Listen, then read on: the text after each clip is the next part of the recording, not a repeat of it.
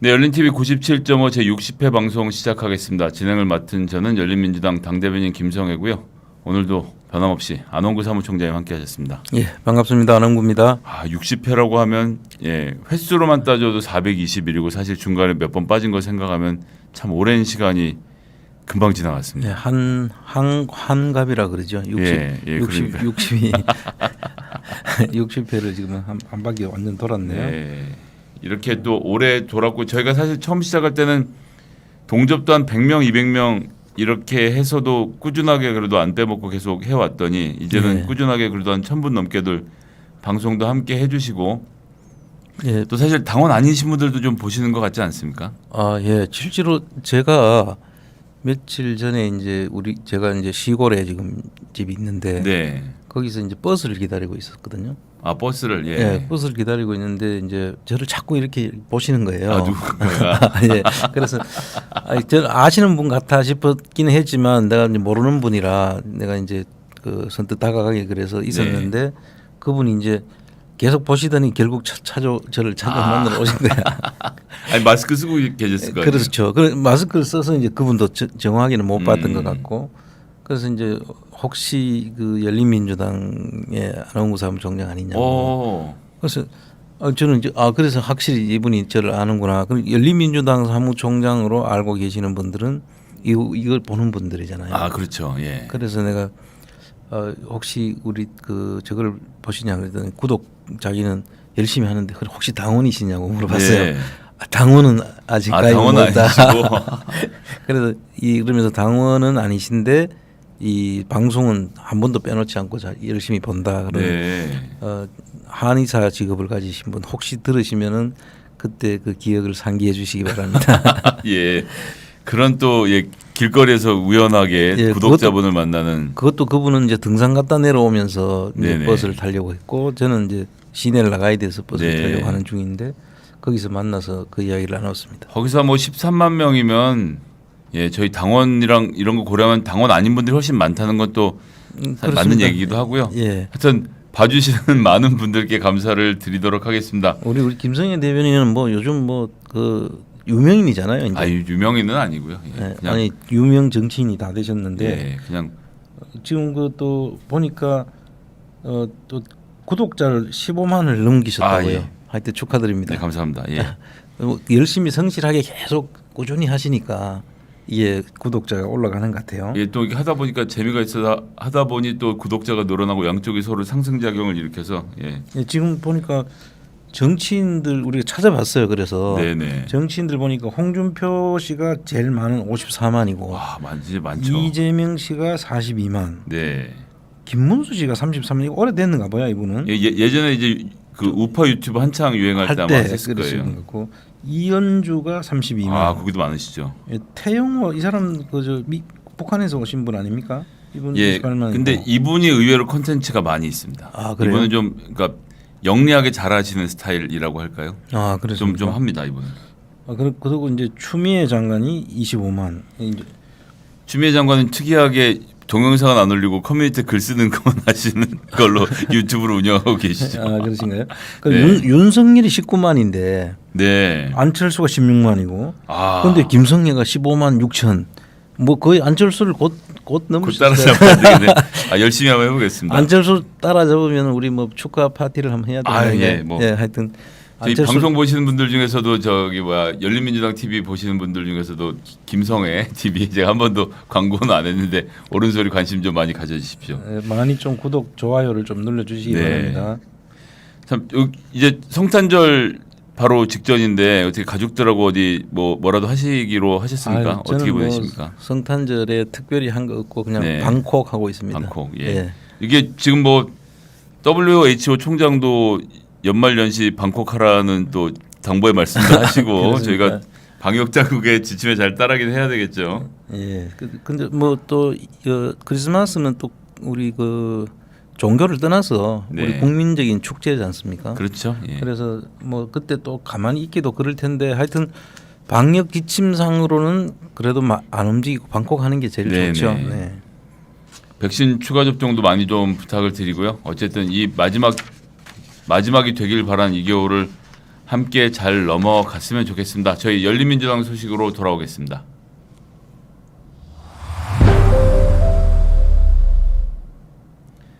네, 저희 대전 콘서트도 했고 그 다음에 어제 서울 콘서트까지 쭉 이어졌습니다. 대전 같은 경우는 한 60여 분 정도 오셨었고 서울은 그 법정 허용 인원을 저희가 거의 꽉 채워서 더 받을 수 없게 해서 250여 분 정도가 오셨습니다. 이게 원래는 그러니까 접종 완료자만 대상으로 해서 299명까지 원래는 되는데 숫자를 넘어설 위험이 있기 때문에 조금 안정적으로 운영을 했습니다. 또 스태프들 숫자도 있고요. 예, 거리두기도 해야 되고 해서 네. 최대한 한 것이 한 250여 명이었는데 그것도 순식간에 전부 다 신청을 해가지고 예, 무슨 아이돌 표 팔리듯이 링크가 돌자 이게 저희가 권리당원들에게 우선권이 있기 때문에 의결당원들에게 먼저 문자를 통해서 안내를 드렸고 그 링크로 1시간도 안 되는 시간에 삽시간에 다 차버려서요.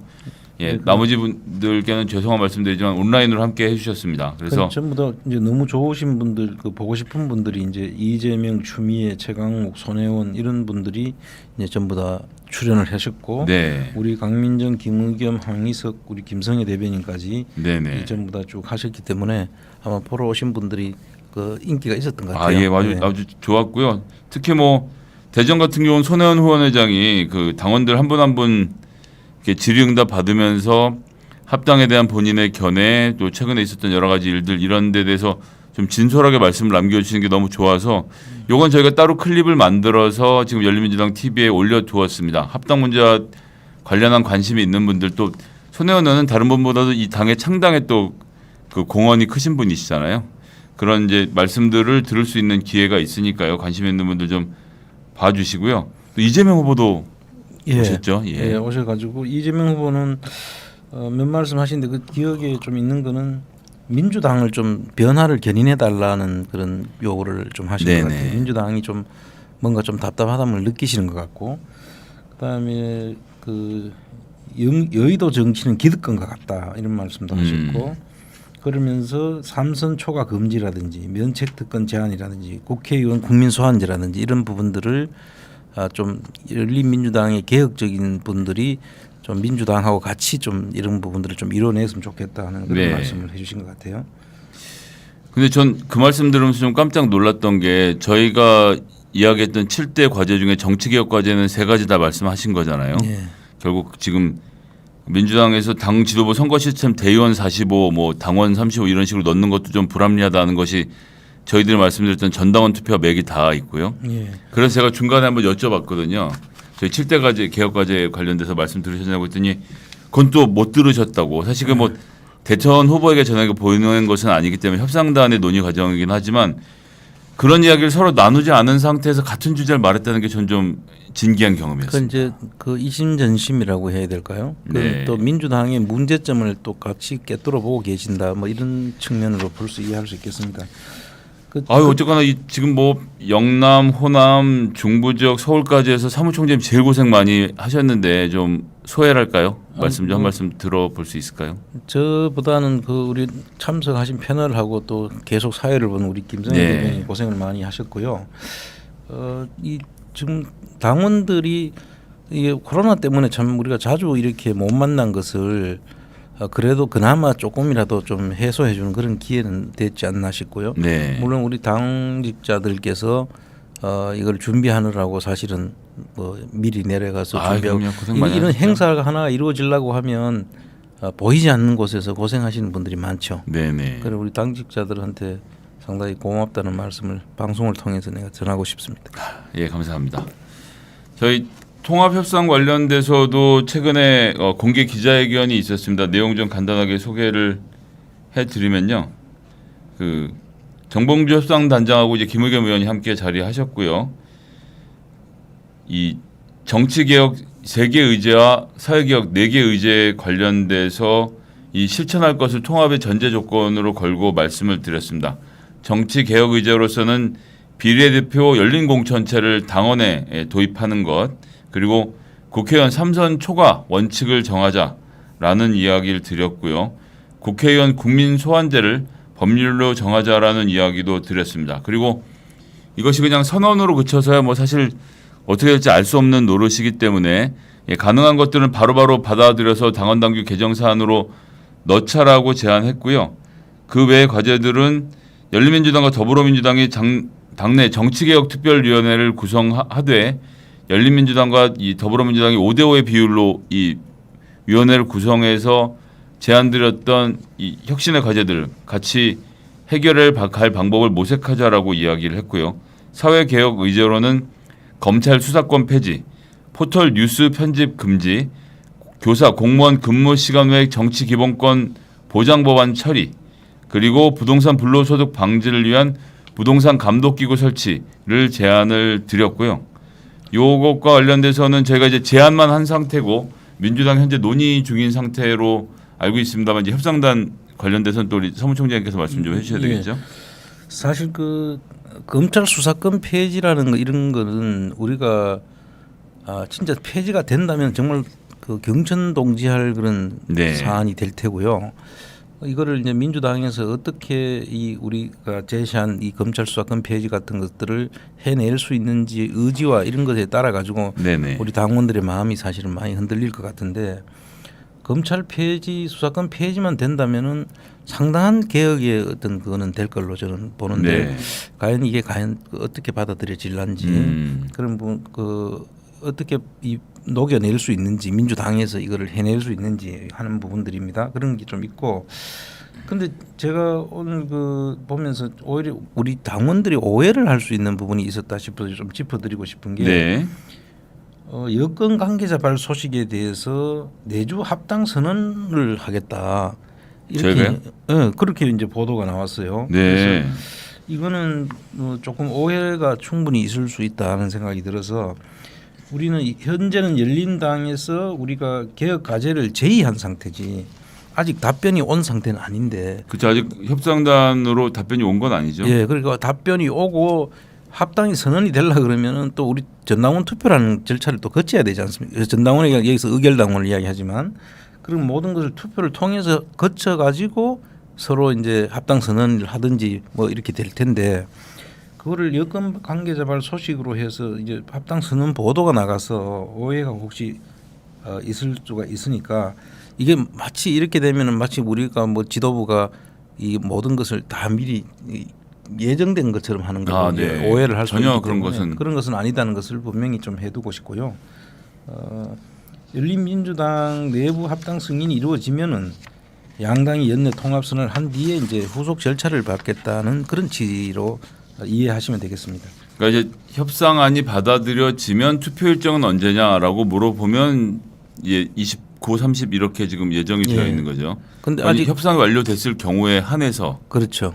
그래서 이제 보도는 아마 그런 모든 전제를가 다 순조롭게 통과된다라고 기자 혼자 생각하고 그려본 그림이다라고 해야 되겠죠. 항상 이렇게 여권 관계자 이 관계자들이 상당히 문제거든요. 그렇죠. 우리 나중에도 이야기하겠지만 관계자 이거는 좀 상당히 위험한. 제가 야권 관계자인데 저한테도 물어봐 주시면 안타깝습니다. 그래서 지금 그 전당원 투표와 관련돼서 질문들이 많이 들어오고 있습니다. 우카우카님, 회니시비님, 통합 가부 전당원 투표는 언제 하냐? 결과는 바로 공개를 해야 된다. 뭐 이런 말씀도 주셨는데요. 저희가 민주당이 조건을 수용하는 것에 대해 입장을 밝히고 저희 협상단이 그 내용을 보아서 이 정도면 수용할 만하다라고 판단을 했을 때 그 판단이 28일 이전에 이루어진다면 그 협상안, 그러니까 최종 타결안이죠. 타결안을 전제로 해서 그 내용을 여러분들께 공개하고 현재 저희가 K보팅 선관위의 K보팅 시스템을 이용해서 투표를 진행하기 때문에 사전 예약을 걸어 둬야 되는 문제가 있거든요. 현재 예약 시기는 2021년 12월 29일 아침 9시부터 12월 30일 오후 6시까지 전당원 투표를 진행할 예정이고요.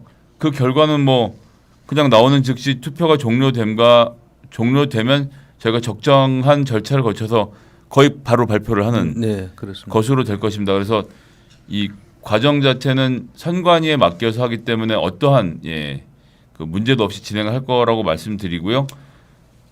한 번만 더 강조해 말씀드리면 민주당이 수용하고 그 입장을 저희들한테 알리고 협상단이 그 내용을 확인해서 검토하고 최종적으로 최고위에서 이런 내용으로 좋겠다라고 판단을 하면 그 내용 전체를 가감없이 당원님들께 공개하고 29일, 30일 양일간에 걸쳐서 전당원 투표를 통해서 최종 합당 여부를 정하게 됩니다. 근데 그 안에 회신이 안 오면 예, 이거 없어지는 거죠. 안 하는 겁니다. 예, 회신이 안 왔는데 회신이 안 왔지만 저희가 투표를 하겠습니다. 이런 경우는 없습니다. 회신이 안 오면 회신이 안 오는 것으로 끝. 제안도 민주당이 했기 때문에 그렇습니다. 예, 민주당이 한 제안에 대해서 민주당이 답을 안 하는 건 뭐 저희는 뭐 예. 예, 서로 간에 이게 사전에 서로 이 제안을 받고 안 받고가 결정이 돼야 그 다음에 투표를 붙이는 것이지 무조건 우리가 합당을 한다는 그런 거는 아니잖아요. 예, 그렇죠. 그런데다가 이 모든 과정이 실시간으로 지금 이루어지고 있는 거라서 뭘 정하고 하는 게 아니라서요. 그 좀 급하게 말씀드릴 수밖에 없는 사정은 저희가 예상을 해놓고 뭘 하는 게 아니라 말 그대로 협상단의 협상이 오고 가는 과정에 따라서 좀 신축적으로 운영하고 있다는 점도 함께 고려해 주셨으면 좋겠습니다. 자, 그리고 저희 당비 후원금 내주신 분들 정말 감사드립니다. 아마 얼마 전에 문자도 다 받으셨을 텐데요. 연말 정산 간소화 서비스 신청을 해주시면 되는데 당비 같은 경우는 당 공식 홈페이지 또는 설명란에 링크를 요 아래 유튜브 영상 설명란에 달아두었고요. 후원금은 네이버 카페와 또 여기 설명란에 링크를 달아두었으니 참고해서 신청해 주시면 여러분들이 1월에 그 소득 정산하실 때 굉장히 간단하게 일을 처리하실 수 있습니다. 그리고 나라 망치는 본부장 비리. 요것도 현수막이 또 여기저기를 덮어서 카페에서 성난이 통통풍선 정의민님 이 굉장히 또 응원의 말씀들 많이 보내주셨습니다. 이거 그 상당히 좀 그 우리 열린민주당이라는 이름이 나오니까 네. 너무 보기 좋았다. 그렇죠. 그렇게 하면서 열린민주당 그 글자를 좀 더 크게 좀 썼으면 좋겠다 이런 의견까지 주셨습니다. 하여튼 아마 우리 당원들 당을 사랑하는 마음에서 열린민주당이라는 좀 많이 알려줬으면 하는 네. 그런 취지에서 이야기를 해주신 것 같아요. 하여튼 뭐 이런 방식으로라도 본부장 비리를 우리가 알리는 것 이것은 상당히 그 의미 있는 거라고 봐서 앞으로 이런 일들을 계속 좀 해나갈 생각입니다. 네, 그렇게 봐주셨으면 좋겠습니다. 저희는 현안으로 찾아뵙겠습니다.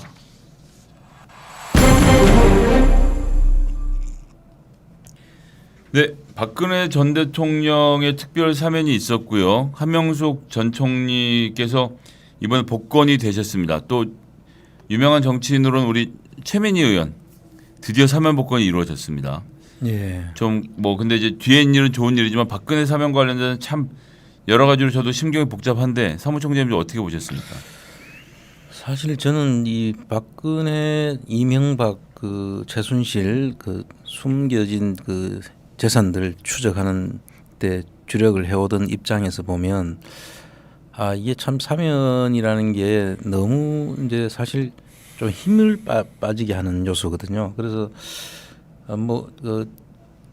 정부에서 또는 그 청와대 대통령 사면이란 특별 사면이라는 것은 대통령 고유 권한이기 때문에 네. 뭐 거기에 대해서 왈가왈부하는 것은 적절치 않지만 이런 그 아직 그런 많은 그런 그 부정 재산들이 밝혀지지 않은 상태에서 이 사면까지 하니까 제가 이런 거를 계속 추적하는 입장에서 보면은 힘이 쭉 빠지는 아주 그런 좀 것 같습니다. 어쨌든 뭐 대통령이 결정하신 거니까 좀 다소 아쉽지만 어떻게든 뭐 다른 방법은 없죠. 그러나 이기에 사실 이분들이 그동안에 그 부정 재산을 축제해서 지금 숨겨놓아서 지금도 무럭무럭 자라나고 있는 그 재산들을 빨리 좀 찾아서 네. 우리 국민들의 품으로 돌려주는 일은 좀 더 시급하다고 생각이 드네요. 예. 여기에 대해서 이재명 후보도 입장이 나왔습니다. 저 한번 좀 말씀드리면요. 국민 통합을 위한 문재인 대통령의 고뇌를 이해하고 어려운 결정을 존중한다라고 밝히면서도요. 지금이라도 국정농단 피해자인 국민에게 박 전 대통령의 진심 어린 사죄가 필요하다라는 점도 못을 박았습니다. 그리고 현실의 법정은 닫혀도 역사의 법정은 계속되는 것을 기억하시길 바란다라고 못을 박아두었고요.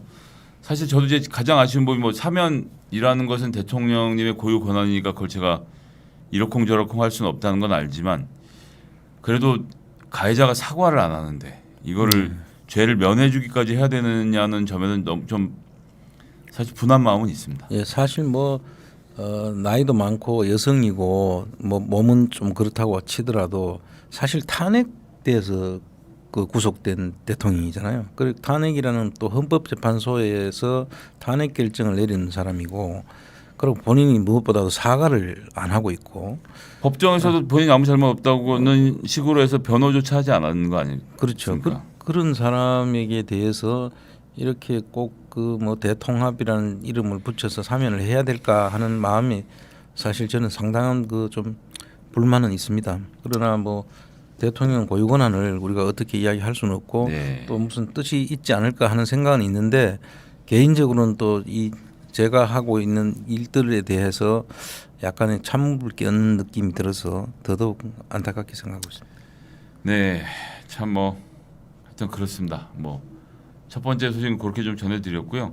대선 관련돼서 저도 이제 재국민 선거법이 통과될 당시에 미국에 있었고 재국민 네. 선거법 통과에 맞춰서 제가 민주당의 이미경 사무총장님한테 이력서를 보냈습니다.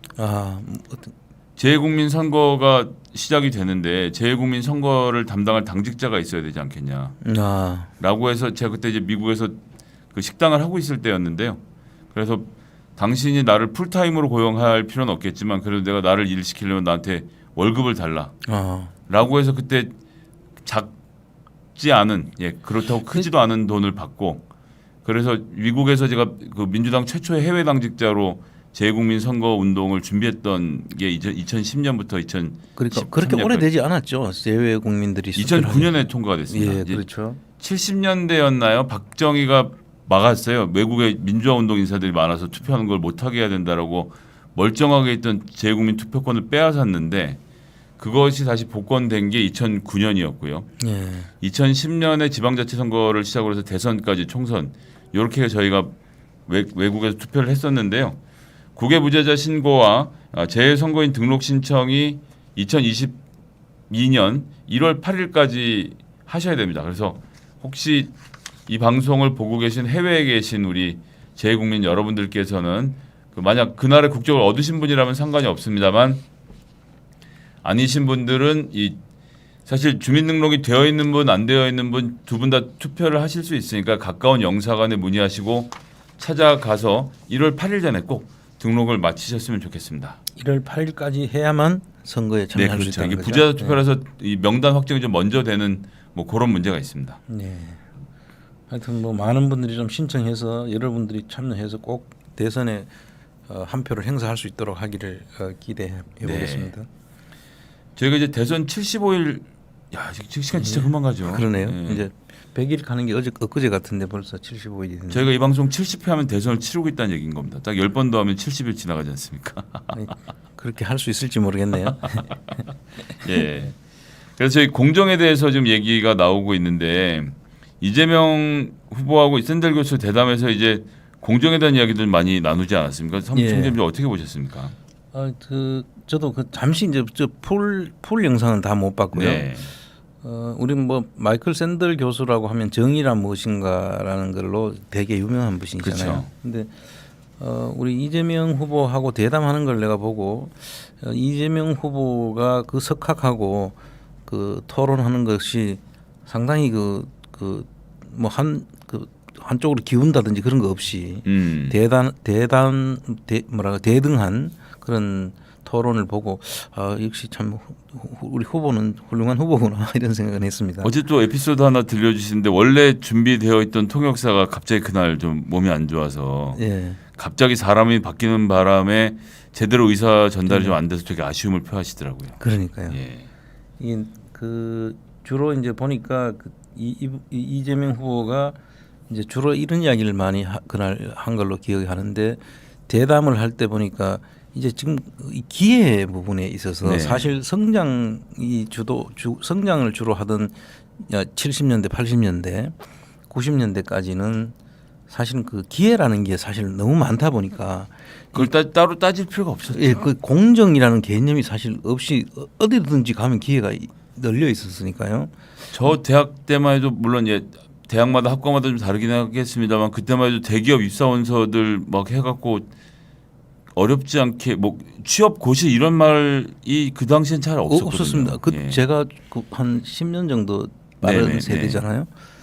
그때는 사실은 학교에 그 리크루트하는 그 인재를 뽑아 쓰려고 하기 위해 회사마다 인사팀들이 와서 그렇죠. 자기 회사를 홍보를 했어요. 맞아요. 예. 홍보를 하고 제발 좀 잘 우리 이런 인사 보상은 이렇게 하고 환경은 어떻고 뭐 이런 거를 막 선전하면서 제발 좀 와주십시오 하는 그런 상황이었는데 그때 사실 이제 대학생이 되는 사람 숫자 좀 적었기 때문에 또 그런 장점이 있긴 했겠습니다. 어쨌건 지금 같지는 않았습니다. 그렇습니다. 예. 그때는 뭐 그 사실 또 회사를 갈 때 시험을 쳐가 들어가는 것이 아니고 추천서 하나로 들어가고 이렇게 했었거든요. 그런데 지금 이제 그 이야기를 듣는 분들은 보면 무슨 딴 세상 이야기를 하느냐. 지금 얼마나 취업 전선이 치열하며 사람은 진짜 지금 이때는 공정과 이런 정의의 기회가 사실은 있어야 되는데 그 이야기를 쭉 하시면서 네. 이 기회에 대한 그 기회가 많은 것이 꼭 공정을 담보한다는 그런 생각까지 했었거든요. 그런데 이런 부분들은 실질적으로 현장을 잘 알지 않으면 못 하는데 네, 그렇죠. 이 반면에 이 윤석열 씨 같은 사람들은 사실 공정과 상식을 기치로 출발한 사람 아닙니까? 그거 하나로 정치인이 됐지 그거 말고 뭐 이 사람 볼 게 뭐가 있었습니까? 하여튼 있다고 하더라도. 그 내세운 게 공정과 상식이었는데 사실 공정과 상식이 전혀 없는 사람 아니에요, 그분이? 저희는 알고 있었는데 요즘 국민들도 많이 아시게 되는 것 같습니다. 그러니까 예.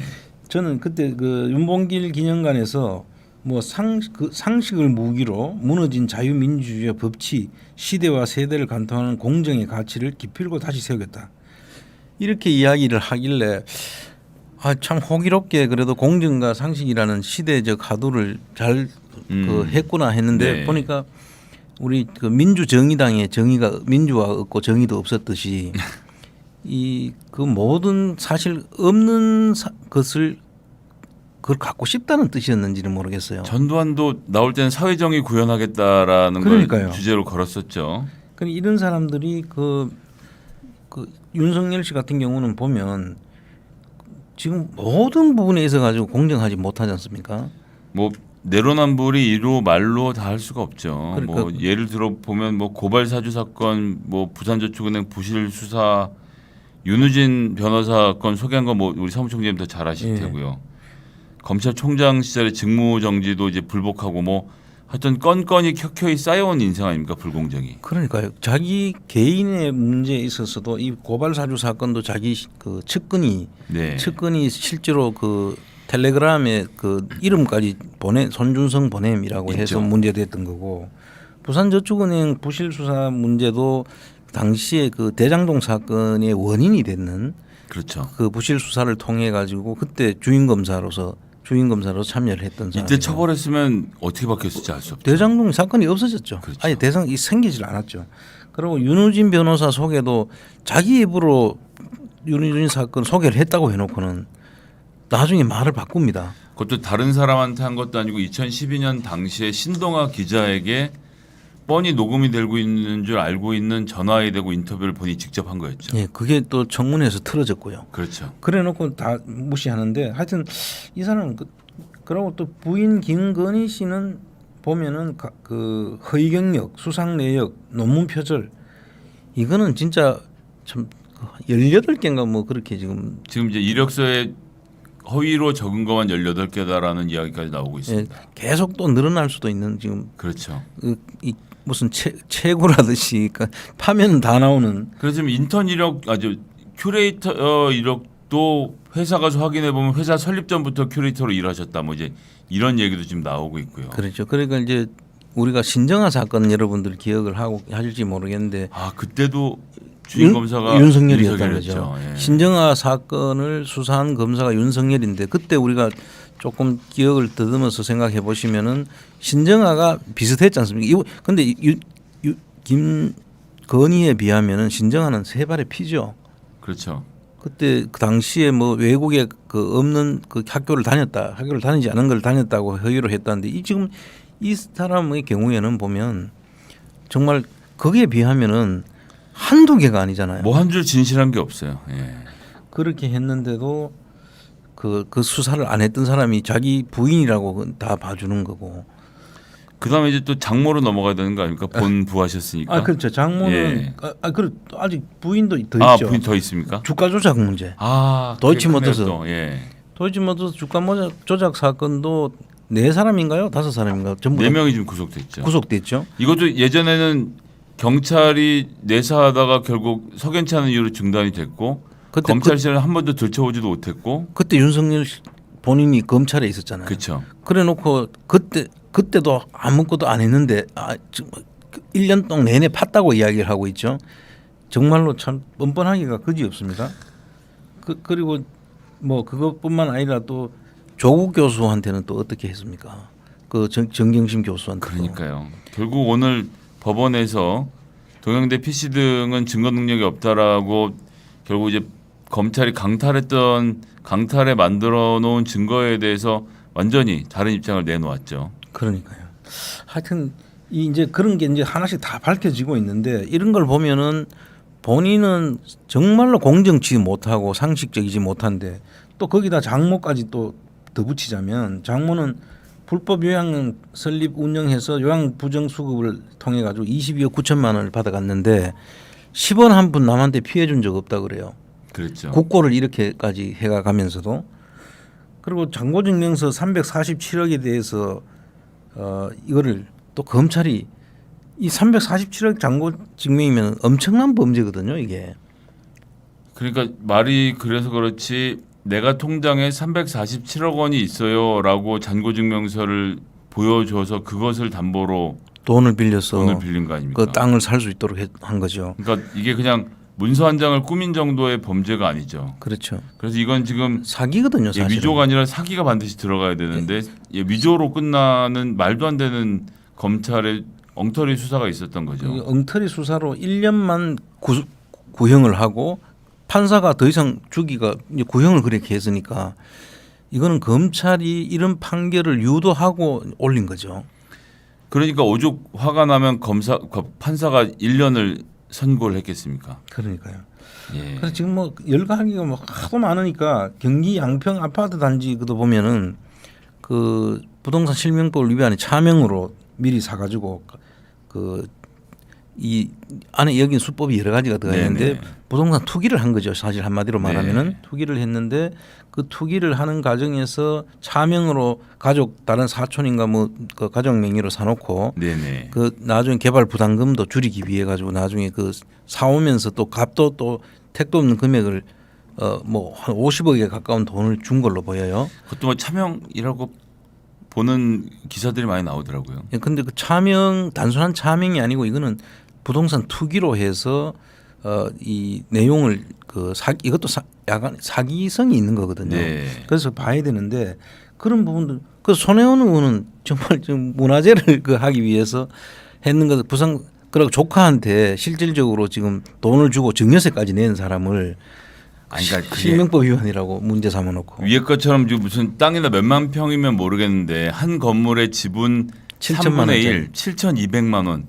이걸 차명으로 관리를 손혜원이 했다는 판결이 사실 뭐 어제도 얘기 나왔지만 부끄럽죠. 사실. 재판부 입장에서는 전부 무죄를 주었을 경우에 본인에게 미칠 파장을 생각해서 일단 중요한 걸 무죄를 주고 나머지는 대법원에 가서 터세요. 이런 게 아니었을까. 그래서 대법원에 가서 이거 털어질 수밖에 없는 것이 원래 부동산 실명법 내지는 금융실명제를 도입한 뜻이 차명으로 해놓고 숨겨야 될 재산을 넘겨놨을 때 거기에 대해서 이름만 빌렸다고 하더라도 증여세를 매기기 위해서 만들어진 법이거든요. 그렇죠. 그게. 그래서 그런데 그 증여세를 이미 손해원 의원 같은 경우는 증여세를 내고 실제로 그러니까 법의 목적은 거예요. 실현이 된 거죠. 모든 것이 다 된 건데 그걸 굳이 또 그 실명법 위반이라고 해서 벌금을 지금 한 것은 저는 대법원에 가서 그 법 취지만 설명을 해도 이거는 무죄로 확실하게 다 깔 수 있다. 그렇게 하고 증여를 안 하는 경우들에서는 문제가 되는 게 맞는데 그렇죠. 증여세를 내므로써 부동산 실명제법의 취지를 달성했기 때문에 이걸로 유무죄를 따진 건 사실 좀 웃기는 얘기긴 하죠. 그리고 이미 자기들이 의심하고 그 죄를 물을 수 있는 것이 이미 다 돈까지 다 내놨는 증여세까지 다 내놓은 상태이기 때문에 이거를 죄로 단죄할 수가 없는 내용이죠. 이건 어거지다 이렇게 말씀드릴 수밖에 없고. 그리고 지금 또 한 가지 우리가 말씀드려야 될 게 이제 그 정도 이야기를 좀 이 공정치 못하다, 네네. 정말 상식적이지 못하다는 이야기를 그거를 또 기치로 했는데 이제 모든 그 출마의 그 의미가 다 사라진 거잖아요. 사실 나오는. 게다가 본인 징계당해서 핍박을 견디지 못해 나왔다고 말했는데 그것도 법원에 가서 판판이 지금 다 네가 그 정도 잘못한 게 아니라 더 잘못이 커 이런 얘기를 판사들한테 꾸지람 듣고 있는 거 아닙니까? 근데 우리 국민들은 이제 국민들 몫이죠 판단은. 네. 제가 볼 때는 그 출마의 변으로 썼던 공정과 상식은 완전히 사라졌다 이미. 예. 네. 그렇게 보겠습니다.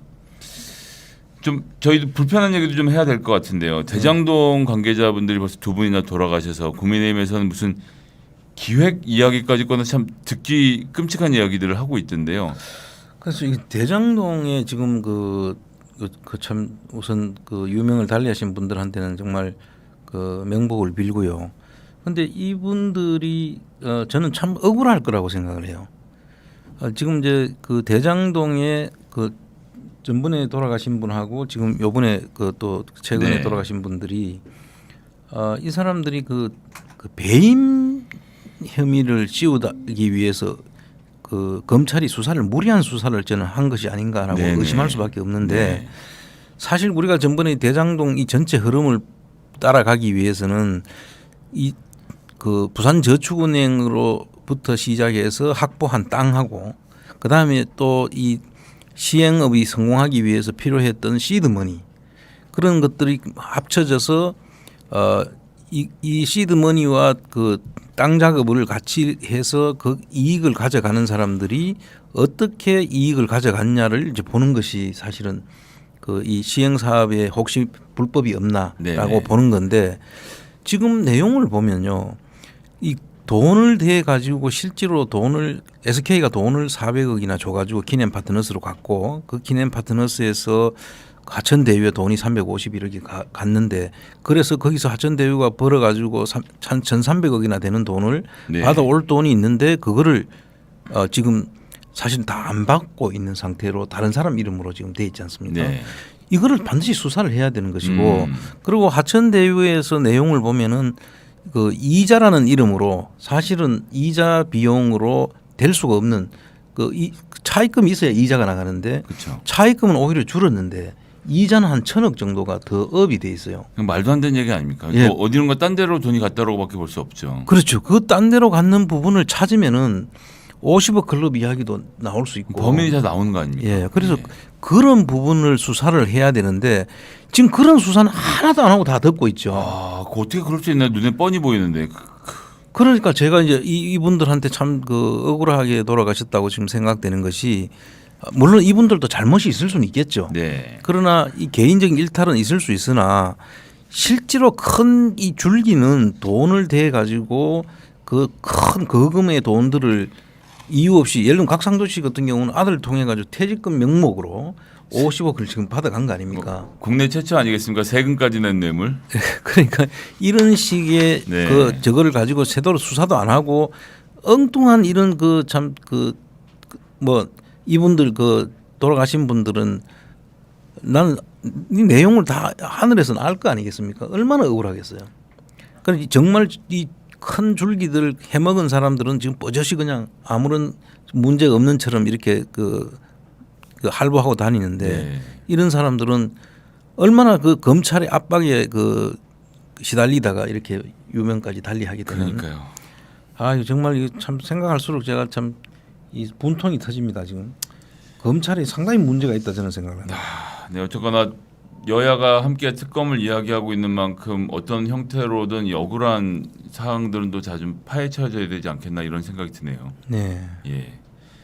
저희 윤석열 후보 쪽 캠프 얘기 이건 뭐 사실 무슨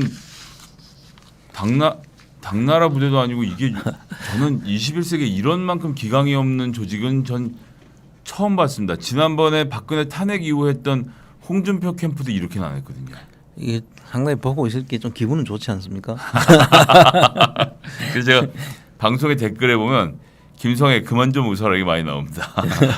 좀 진지하게 방송하라고 예, 너무 좋아하면서 웃고 있었다는 얘기를 좀 많이 듣긴 했는데요. 저도 그럴 것 같아요. 근데 이 윤석열 캠프하고 이준석하고 윤핵 간의 전면전 이렇게 이제 이야기들을 하는데 네. 그 여기서 윤핵 간이라는 정의를 혹시 해본 적이 있으세요? 윤석열 측 핵심 관계자들의 줄임말 핵간이잖아요. 윤핵관이고요. 그거는 네. 이제 다 낱말에 그 푸른 거고 그렇죠. 실질적인 그런 어떤 사람이 윤핵관에 해당이 되느냐. 어떤 사람들이 윤핵관에 해당이 됩니까?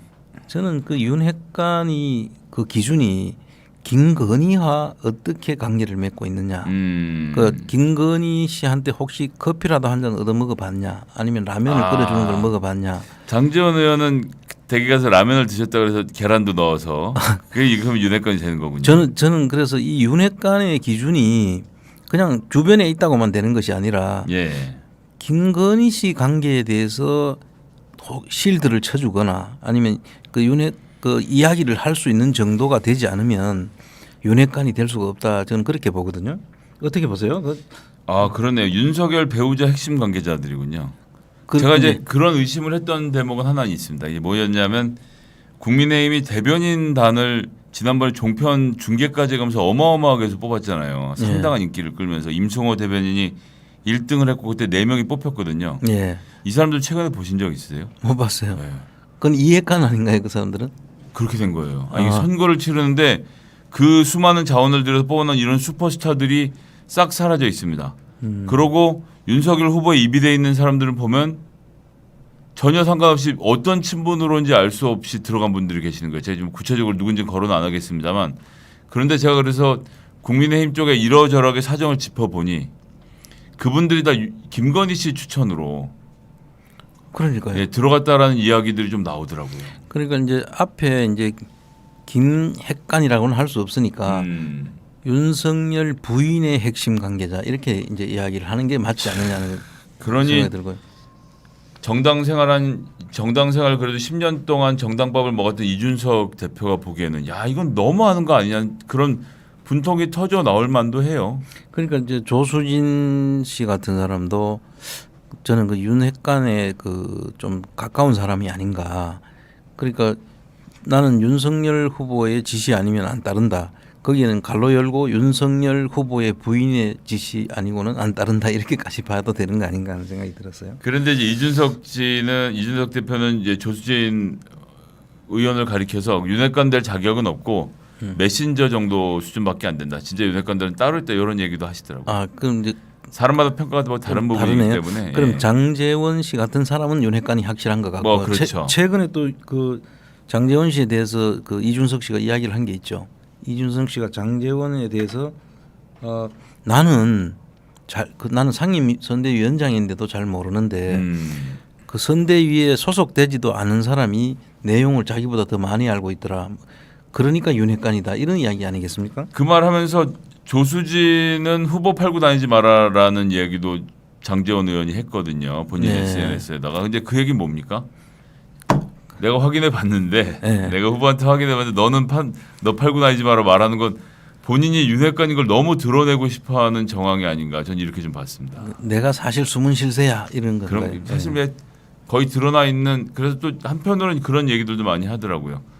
지난 그 추미애 법무부 장관과 윤석열 검찰총장이 격렬하게 대립하던 시기에 윤석열 검찰총장의 편을 들어서 추미애 장관을 공격해 주었던 법사위 관계자들, 의원들 이 사람들이 윤핵관으로 구분이 많이 돼 있다고 해요. 예. 그러니까 그러고 나서 생각해 보니까 권성동, 장제원, 윤한홍 의원 등이 다 그때 법사위였거든요. 그런 연결고리도 있구나 싶은 생각이 들어서 하여튼 그런 식으로 해서 딱 저는 그래서 윤석열 부부 핵심 관계자 이렇게 보면 되지 않을까. 부부까지. 예. 예. 그래서 그런데 공조직이라는 게 그렇게만 돌아갈 수는 없는 것인데 이렇게까지 시끄럽게 하면 조직이 제대로 돌아가겠나 싶어서요. 저는 최근에 그 윤석열 후보라고 보다는 김건희 씨의 남편 윤석열 씨라고 이야기하는 게 더 좀 와닿더라고요. 그 윤석열 씨 남편으로서 윤석열 씨는 김건희 씨의 남편으로서 윤석열이 그 지금 자리매겨진다는 생각이 더 강해요, 사실은. 저는 그 대목에서는 아주 사무총장님 말씀이랑 딱 일치를 하는데요. 윤석열 씨가 지금까지 살아온 인생의 패턴을 보면 검찰총장이 돼서 검사들의 두목이 되는 것으로 약간 본인이 내가 이 정도면 잘했지, 다 이뤘다 이런 생각을 했을 것 같은데 이분이 굳이 대통령 선거까지 뛰어들 이유가 있었을까? 그러니까요. 누구의 격려였을까 생각해 보면 부인의 격려가 아니었을까 이런 생각이 좀 많이 들더라고요. 그 부인이 사실 그 왕자도 지금 뭐 옆집 할머니가 했다고 하는데 옆집 할머니가 찾아가서 왕자 써줄 할머니가 얼마나 있겠습니까? 사무총장님, 그 부분은 제가 조금만 자세하게 그쪽 변명을 그대로 말씀드릴게요. 예. 그 다른 줄에 사는 할머니가 평소에 윤석열 후보의 팬이고 그런데 이 할머니가 윤석열 후보의 집을 봐주시는 선생님과 서로 연락처를 교환해 놓은 상태에서 이 할머니가 이 집을 봐주시는 분한테 전화를 해서 오늘 몇 시에 후보님 나가시냐 확인을 해서 그 시간에 맞추어서 로비에 내려와서 네임펜을 들고 대기하고 있다가 엘리베이터를 타고 나온 윤석열 후보 손에다 사인을 하셨다. 이렇게 지금 윤석열 후보 측에서는 설명을 했어요. 야, 진짜 그 누가 한 사람이 그 작품을 쓰고 있구만요. 소설을. 예, 작가가 좀 붙어 있는 거죠. 예. 근데 참 그러나 저러나 그 설명 자체는 너무 구차하지 않습니까? 누가 그걸 믿을 수 있겠습니까? 그렇게까지. 하나 더 있습니다. 그 뒷얘기. 왜 안 지웠냐. 그런데 자기들이 그 차에 타서 세정제로 손 이거 요즘 알코올 다 차마다 있잖아요. 손 세정제로 지우려고 했는데 안 지워졌다. 라고 해서 여당에서 다른 사람이 알코올 이렇게 묻혀서 지우는 장면 보여주거든요. 예. 당연히 지워지죠. 알코올인데. 금방 지워지죠. 그랬는데 그 얘기까지 듣고 나니까 윤석열 캠프에서 뭐라고 했냐면 우리가 손세정제를 차에 놔뒀는데 그게 알고 보니 손세정제가 아니라 무슨 로션인가 그래서 안 지워졌다. 로션도 금방 지워지죠. 그래서 아니 무슨 우연히 이렇게 겹치는 걸 설명이랍시고 하면서 지금 국민들한테 믿으라고 하는 건지. 그냥 아내가 윤석열 후보가 좀 처져 있고 토론회에서 기운이 안 나는 것 같길래 당신이 왕이야라고 써줬다고 하면 안 됩니까? 그렇게 솔직하게 이야기할 것 같으면 지금 저런 식으로 태도가 저렇지 않죠. 그랬을까요? 예. 참 그 이 윤석열 씨 그 지금 논란을 좀 몇 가지 좀 그 한번 또 알아봤으면 좋겠는데요. 네네. 이 사람이 지금 일일 1망원이라고 했는데 사실 가만히 있을 때는 망언이 안 나오는데 다니면은 무조건 망언이 그 계속 만들어지는 것 같아요. 망언은 이제 두 종류에서 나옵니다. 어떤 건지 아십니까? 기자회견만 하면 되는데 예. 꼭 자기가 예를 들어요. 거기에 대한 예를 들면서 사고를 치고 그다음에 질의응답을 받으면 사고를 칩니다. 그러니까 딱 주어진 대본만 읽고 다니로 그렇게 경고를 받을 텐데도 그게 잘 안 되나 봐요. 그러니까 너무 설명하고 싶은 막 이런 거 왜 내가 많이 안다. 그렇죠. 예. 그리고 그 직장 중에서 위계 질서가 좀 센 데는 딱 뭐하고 훈시하면 아래 사람들이 꼼짝 못하고 듣지 않습니까? 그렇죠. 뭐 검찰총장이 이야기하는데 밑에 거기서 뭐 그게 틀렸습니다 할 놈 없죠. 그러니까 지검장 시절에도 그랬을 거 아닙니까? 좌우에다 부하들 쭉 앉혀놓고 이거 어떻게 생각해? 넌 어떻게 생각해? 이러면서 얘기하던 버릇이 그대로 남아 있는 것 같아요 보면. 그럼 지당하신 말씀입니다. 이렇게. 그 얘기밖에 나올 수가 없는데 1인 1망원 참. 지금 그 말씀대로 네. 청년 행사는 반드시 지각을 하고요.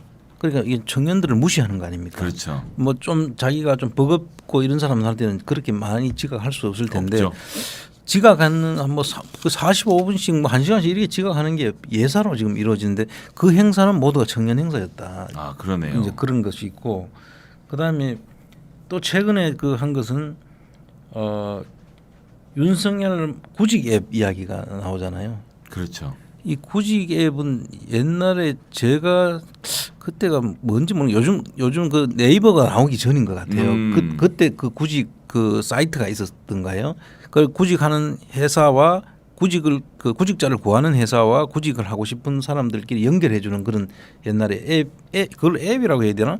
그냥 홈페이지가 있었죠. 예, 그게 무슨 이름이 내가 지금 잡.co.kr 뭐 이런 것도 있고 있었습니다. 그런 게 있었는데 그것을 앞으로 그럼 곧 개발이 돼가 나온다는 정말 정말 부끄러운 이 사람은 한 70년대 80년대 그 사고를 아직도 그대로 가지고 있는 것 같아요. 그러니까 본인 고시 합격한 이후로는 이런 걱정을 한 번도 해본 적이 없는 사람인 거예요. 그렇죠. 예. 그러니까 지금도 그런 세상에서 그냥 있는데 아니 그런 구직을 해봤겠습니까? 뭘 해봤겠습니까?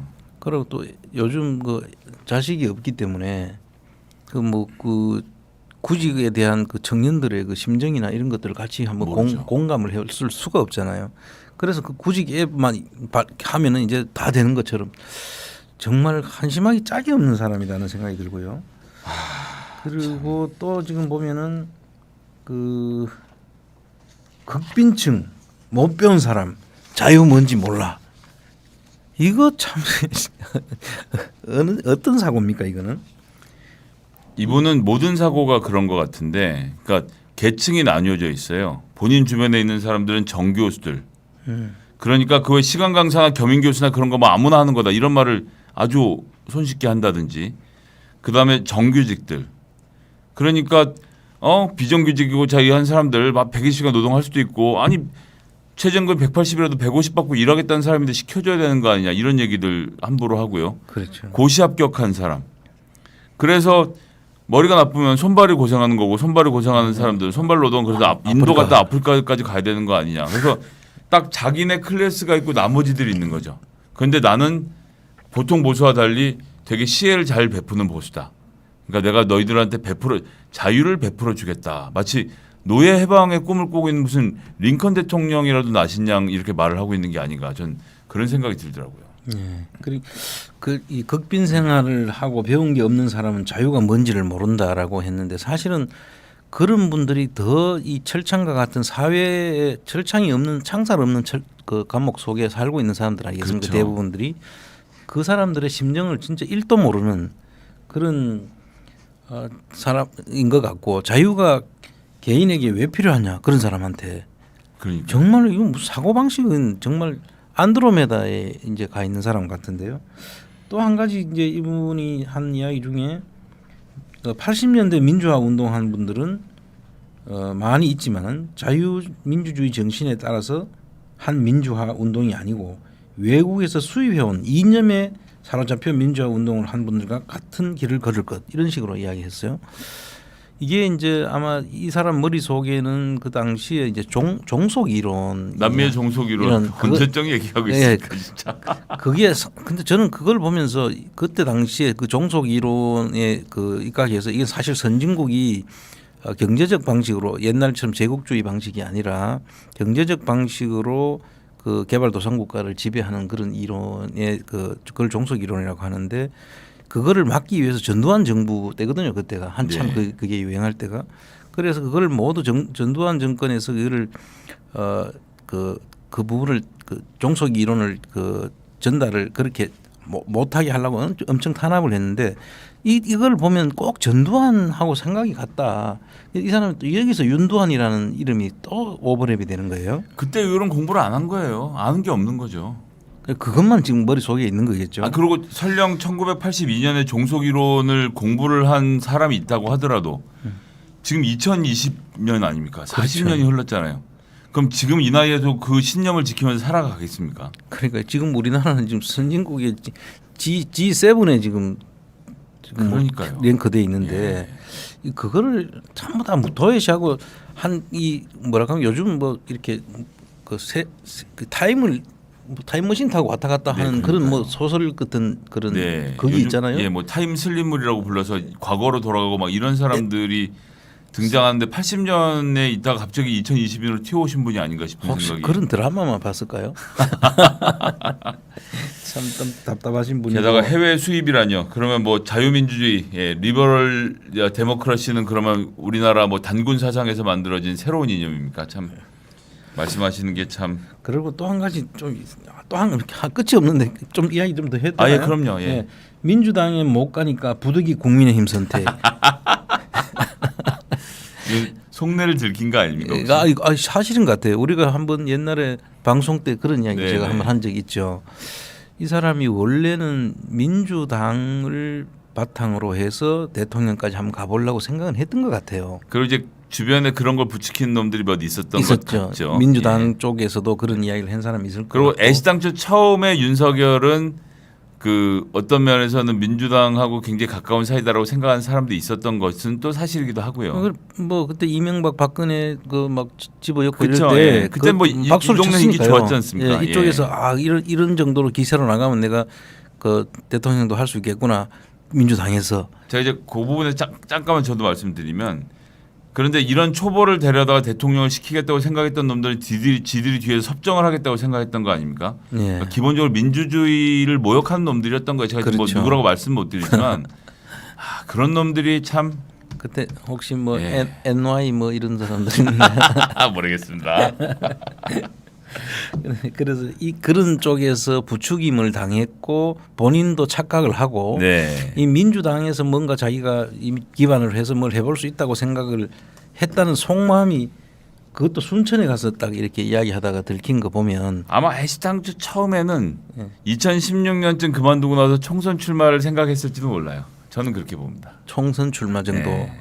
근데 그 꿈이 언제 대권으로 바뀐 건 언제일까요? 뭐 그 뒤에 또 이제 시간이 지나면서 이렇게 바뀌긴 했겠지만 이런 헛바람이 들어서 딴데 그러니까 이 양반의 머릿속에 생각하면 무조건 말을 해야 되는 건지 아니 아무리 그래도 어떻게 다른 정당에 가 있는 사람 민주당에 뭐든지 부득이란 말을 합니까? 그럼 국민의힘은 얼마나 기분 나빠야 되겠습니까? 그러니까 국민의힘 당원들은 그 박근혜 대통령을 잡아넣은 사람 대통령 후보로 만들고 너무 속상해 죽겠는데 부득이란 말까지 듣고 있으려면 진짜. 그럼 민주당이 못 가서 예. 선택한 게 그거라고 하니까요. 이거는 뭐 진짜 참 듣고 있는 제가 참 민망하네요. 뭐 너무 많아서 또 하나 좀 이 보기엔 봐도 웃기는데 먼저 네. 영분이라는 말을 쓰지 말자. 그리고 제2부속실 폐지하자. 네. 제천은 정치하는 걸 극도로 싫어한다. 근데 이거 진짜 영부인이라는 게 무슨 그 어떤 영부인이라는 그 위치가 따로 있어 가지고 그렇게 하는 것이 아니라 네. 대통령이 되면은 그 부인은 영부인이 되는 거잖아요. 그렇죠. 근데 그 부인이 되는 건 이 외교 관례상 이제 그 국빈으로 오면은 부부가 다 동반해서 오지 않습니까? 외교적으로. 그래서 그때 오면은 당연히 여기서도 부부가 동반해서 그렇죠. 그 내빈을 모시는 게 그게 관례인데 그럼 영부인을 없애면 그럼 어떻게 합니까? 누가 그 대신 그 자리를 하죠? 제가 전에 한번 그 우리 노무현 대통령의 영부인이셨던 그 권영숙 여사님 이야기를 한번 들은 적이 있는데요. 그때 이제 이분이 김정일하고 그때 그 대통령 네네. 그게 있었지 않습니까? 국빈 정상회담이 있었지 않습니까? 국빈 만찬도 했고요. 그래 정상회담을 하는데 그쪽은 부인이 없었잖아요. 네네. 공식적인 부인이 네. 없었고 그때 김옥인가 하는 사람이 뭐 정상적인 그 부인은 아니고 부인 역할을 하는 그런 사람이었던 건데 그때 아마 부부 동반으로 이렇게 그 정상회담에서 이렇게 만나는 자리에서 그 부인들끼리 만나는 거를 권 여사가 그걸 거절했다고 하는 이야기를 들었어요. 그런데 그 정도로 어떻게 여기는 영부인이고 정식 영부인이고 그쪽은 그 세컨이나 마찬가지인데 그런 사람하고 같이 자리를 할 그거는 당연히 우리 국격에도 맞지 않고 우리 국민들 정서에도 맞지 않는 이야기니까 그걸 거절했다고 하시는 이야기를 듣고 정말 잘하셨다 저는 그런 생각을 했는데 지금 그런 모든 것들을 뭐 무시하고 있는 거죠. 우리 국민들 정서에 만약에 그런 식으로 이런 사람이 그냥 영부인도 아닌 이 자격으로 이런 것을 만약에 외국인데 오는데 이 사람은 참석을 못할 정도로 부끄러운 여자라면 그러니까요. 이게 무슨 나라가 이게 꼬라지가 되겠습니까? 아이고 참 뭐라고 말을 섞기가 참 민망한 지경에 이르르고 있습니다. 예. 홍준표 후보는 그래서 지금 시시때때로 기회를 노리면서 뭔가 옆에서 자꾸 한 말씀씩 보태는 모양새가 참 험하기도 험하고요.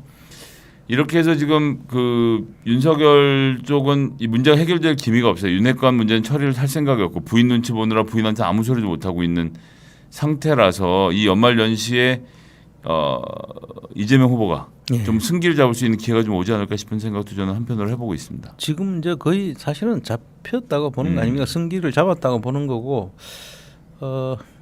김건희 씨 남편 윤석열 씨는 좀 이 기회에 자기 자신의 위치를 좀 정확히 알고 좀 정신을 좀 차리고 저 후보에서 이 정도 되면 저는 후보를 계속 안 하는 게 맞다고 생각이 들거든요. 그 처음부터 나올 때부터 저는 안 맞다고 제가 그런 말씀을 네. 여러 번 드렸는데 이게 이제 사실로 이제 전부 다 드러나고 있는 상황이라 이제쯤은 그런 생각들을 좀 새롭게 한번 해봐야 될 시기가 아닌가 싶은데 이런 충고들을 뭐 듣겠습니까? 잘 안 듣겠죠. 예, 참 뭐 안타깝습니다.